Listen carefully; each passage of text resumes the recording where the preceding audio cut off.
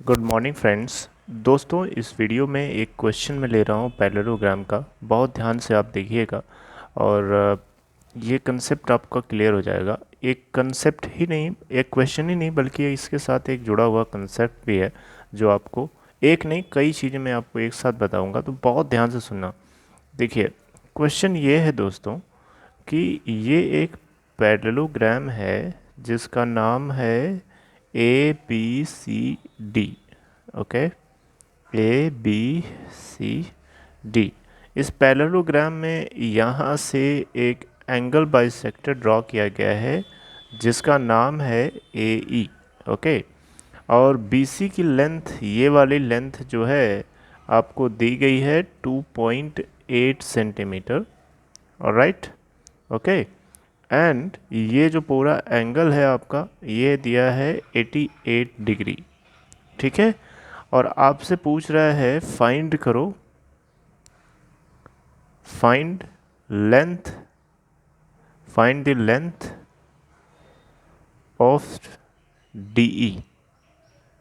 Okay, DE का मतलब ये वाली लेंथ आपसे पूछ रहा है कितना होगा, बताओ। लेट कर लिया, ये क्या है, एक्स डिग्री, एक्स है, डिग्री नहीं एक्स है। ओके, क्वेश्चन समझ में आया आपको? क्वेश्चन ये है कि ए बी सी डी क्या है। ए बी सी डी एक पैरेललोग्राम है, ये दिया है। A B C D is a parallelogram, और उसमें आपको ए सी एक एंगल बाइसेक्टर है, यानी ये एंगल इस एंगल के इक्वल होगा, यही इसका मतलब है। ये एक ए सी क्या है, एंगल बाइसेक्टर है of angle A. Angle A का एंगल बाइसेक्टर है, और ये सी 88 डिग्री दिया है, और बी सी की आपसे लेंथ दी गई है 2.8, और डी ई की लेंथ पूछ रहा है।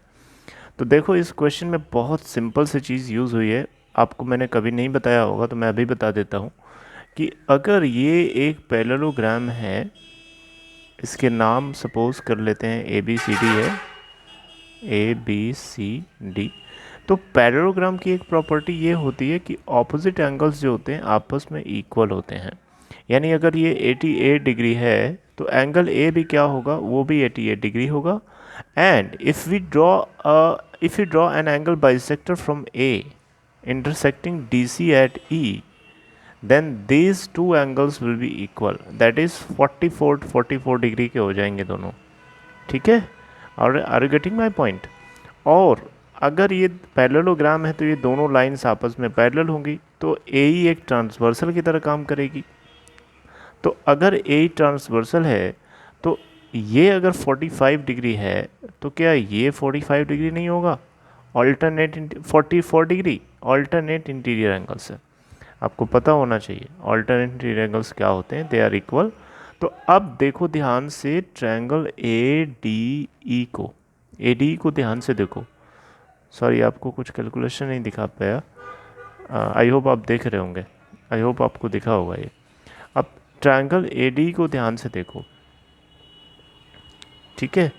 ट्रायंगल ए डी को ध्यान से देखो तो ये एक आइसोसेलेस ट्रायंगल है, क्योंकि ये बेस एंगल्स, देखो यहाँ पे एक प्रॉपर्टी होती है कि अगर बेस एंगल्स इक्वल हैं तो ऑब्वियसली ये दोनों साइड्स भी आपस में इक्वल होती हैं। तो उस हिसाब से देखा जाए तो इस ट्रायंगल में 44 अगर ये बेस एंगल्स इक्वल हैं तो ये दोनों साइड्स भी आपस में इक्वल होंगी, यानी A D is equals to D ई।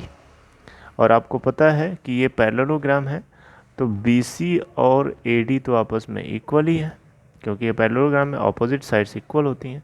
ये साइड इसके इक्वल होगी, अब ये इसके इक्वल है तो ये इसके इक्वल है, यानी बी सी की जो लेंथ है जो कि 2.8 है, अगर बी सी हमारा 2.8 है तो इससे पता चलता है कि ए डी हमारा क्या होगा, 2.8 होगा, और ए डी अगर 2.8 होगा तो वही तो डी ई होगा। तो आपको यहाँ पे जो 88 डिग्री दिया हुआ था ये बेवकूफ़ बनाने के लिए दिया है।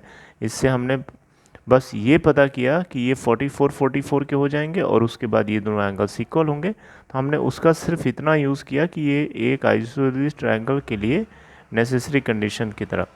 ठीक है, उसके बाद जो ये लेंथ 2.8 थी वही आंसर हो जाएगा इसका। आई होप आपको समझ में आ गया होगा। तो ये है पूरा आंसर क्वेश्चन का। So D E will be of 2.8 centimetre. I hope बहुत सारी चीज़ें एक साथ मैंने बताई। Take care, see you next time with next concept.